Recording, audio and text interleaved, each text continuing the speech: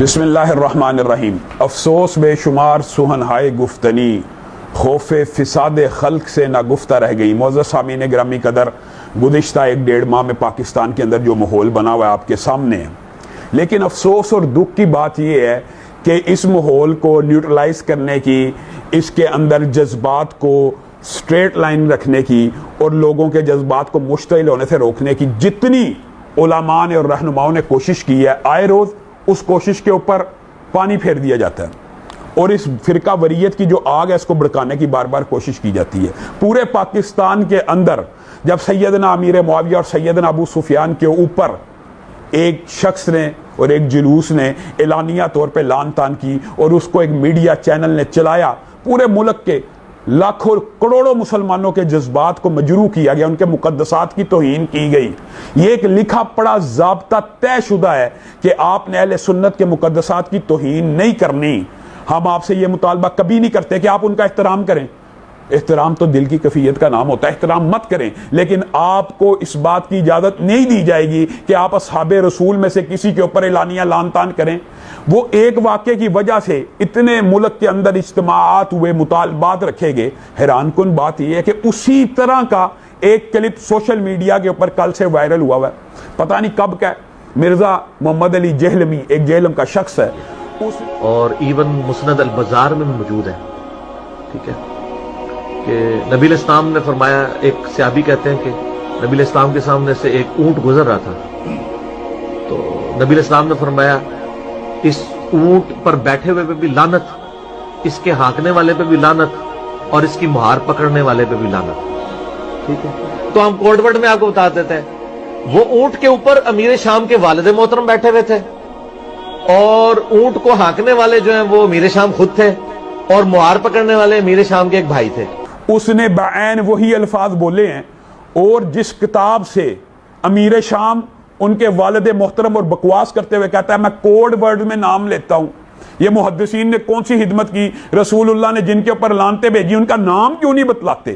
عجیب و غریب انداز میں اس نے اپنا کلپ اپلوڈ کروایا، یا جس نے بھی کیا، کہتا ہے یہ محدثین نے کون سی خدمت کی ہے کہ رسول اللہ نے 3 اشخاص پہ لعنت بھیجی، ان کا نام نہیں لکھا ہوا، نام بتائیں نا۔ کہتا پھر میں بتاتا ہوں کوڈ ورڈز کے اندر بلادری کی کتاب انصاب الاشراف میں سے نام ڈھونڈ کے لایا۔ افسوس ہے، من گڑت جعلی اور جھوٹی روایات، ایک رسول اللہ صلی اللہ علیہ وسلم کے اوپر جھوٹ بولنا، اور پھر جس کتاب میں سے نام ڈھونڈ کے لا رہا وہ سرے سے حدیث کی کتاب ہی نہیں ہے۔ کیا اس نے لوگوں کو، عام جو تعلیم سے علم سے وابستہ لوگ ہیں ان کو بھی اس بات کا پتہ ہے کہ یہ جو بات کہہ رہا ہے یہ تو حدیث کی کتاب ہی نہیں ہے جس کتاب کا حوالہ دے رہا ہے۔ اور پھر کوڈ ورڈز کے اندر کہتا ہے معاذ اللہ ثم معاذ اللہ، یہ لعنت۔ اب یہ کہتے ہوئے بھی ہمارا دل ہلتا ہے پورے ملک میں۔ پہلے اس وجہ سے ایک پورے ملک کے اندر آپ نے لاکھوں کروڑوں لوگوں کے اجتماعات دیکھے، آج اس بندے نے خود کو اہل سنت کا نمائندہ کہتا ہے، خود کو اہل سنت میں شامل کرتا ہے، اور یہ صحابہ کے بارے میں کہہ رہا ہے کہ امیر شام کے اوپر بھی لعنت ہوئی، اور امیر شام کے والد محترم کے اوپر بھی لعنت ہوئی، اور ان کے بھائی کے اوپر۔ یہ تینوں صحابی رسول ہیں، اور یہ کہہ رہا ہے میں برکت کے لیے آپ کو یہ بات بتانا چاہتا ہوں۔ یہ کس چیز کا مقدمہ لڑ رہا ہے؟ کیا ملک کے اندر دوبارہ اس چیز کو ہم دوبارہ پورے طاقت اور قوت سے احتجاج کریں؟ ہم پہلے بھی حکومت سے یہ بات کہتے آئے ہیں کہ ہم احتجاج کریں گے وطن عزیز کے اندر، پاکستان کے اندر کسی صحابی کی گستاخی کرنے والے کو یا تو ملک سے فرار ہونا پڑے گا، اگر ملک میں رہنا ہے تو اپنی زبان کو لگام دینی ہوگی۔ یہ اصحاب رسول وہ ہیں کہ رسول اللہ نے کہا نبیوں کے بعد سب سے افضل دل اللہ نے جو ٹٹولے ان کو میرے صحابی بنایا، کسی کو میرا سسرالی رشتہ دار بنایا۔ تمہیں سسرالی رشتہ داری کی بھی حیا اور غیرت نہیں ہے۔ اور رسول اللہ صلی اللہ علیہ وسلم نے کہا جو ان کے اوپر سب و شتم کرتا ہے ان کے اوپر اللہ کی، فرشتوں کی، سب کی لعنت ہے۔ کوئی صحابی کے اوپر لعنت بھیج کے یہ سمجھتا ہے وہ محفوظ ہو جائے گا۔ اور اچھا پھر اس بات کے جواب میں عجیب و غریب فلسفہ، جی صحابہ پہ لعنت کرنا بالکل حرام ہے، اس کے اوپر جمیع فرشتوں کی لعنت ہوتی ہے۔ اور دلیل کیا پیش کرتے ہیں؟ صحابہ کے آپس میں جو مشاجرات ہیں۔ اور بھائیو آج اس مسئلے کو بھی یاد رکھ لو، سن لو، یہ جو احادیث ہیں کہ تم میں سے کوئی ایک احد پہاڑ جتنا سونا چاندی خرچ کرے صحابی کے آدھ ہاتھ کے برابر نہیں پہنچ سکتا، یہ امت کے لیے ہیں۔ اور صحابہ آپس میں ایک دوسرے کے ساتھ لڑ پڑتے ہیں، ایک دوسرے کے ساتھ جو معاملات کرتے ہیں وہ ان حدیث کے ضمن میں نہیں آتے۔ حدیث کا وہ مفہوم معتبر مانا جائے گا جو محدثین کا، اصحاب رسول کا، تابعین کا، ائمہ محدثین کا، سلف صالحین کا۔ یہ جو حدیثیں ہیں نا کہ کسی نے صحابی کو لان تان کیا، اس کے پر جمی انسانیت کی، فرشتوں کی، اللہ اور رسول کی لعنت ہے، یہ امتیوں کے لیے ہیں۔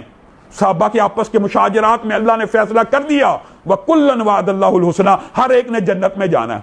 آپس میں لڑے ہیں پھر بھی جنتی ہیں، صحابہ آپس میں جو کچھ کریں وہ جنتی ہیں۔ یہ تیرے اور میرے لیے ہے کہ ہماری ایک کلاس نہیں ہے، ہمارا ایک سٹیٹس نہیں ہے، صحابہ ایک سٹیٹس میں۔ میں آج یہ مطالبہ رکھتا ہوں کہ مرزا جہنمی کے خلاف فی الفور مقدمہ درج کیا جائے۔ اس نے بعین ہی وہی لفظ استعمال کیے ہیں اور رسول اللہ کے اوپر بھی جھوٹ ماندا ہے، اس کو فی الفور اس کے خلاف پرچہ کاٹا جائے، مقدمات درج کیے جائیں۔ ہمارے مطالبات آپ کے سامنے ہیں، ہم آپ کو بارہا یہ کہہ چکے ہیں کہ اہل حدیث دیوبندی اور بریلوی اتحاد ایک تسبیح کی طرح ہو چکا ہے، ایک قوت اور طاقت بن چکا ہے۔ ہم اس اتحاد کو اس وقت تک ٹوٹنے نہیں دیں گے جب تک یہ ہمارے سارے مطالبات جو صحابہ کے خلاف بکواس کر رہا ہے سب کے خلاف اگر پرچے نہیں ہوں گے۔ ہم آئین کو کہہ رہے ہیں، ہم قانون کو کہہ رہے ہیں حرکت میں آئیں، ہم قانون کو حرکت میں لانے کی کوشش کر رہے ہیں، ہم آئین کی بالادستی کی بات کر رہے ہیں، ہم آئین اور قانون ہاتھ میں نہیں لے رہے، ہم چاہتے ہیں کہ قانون حرکت میں آئے۔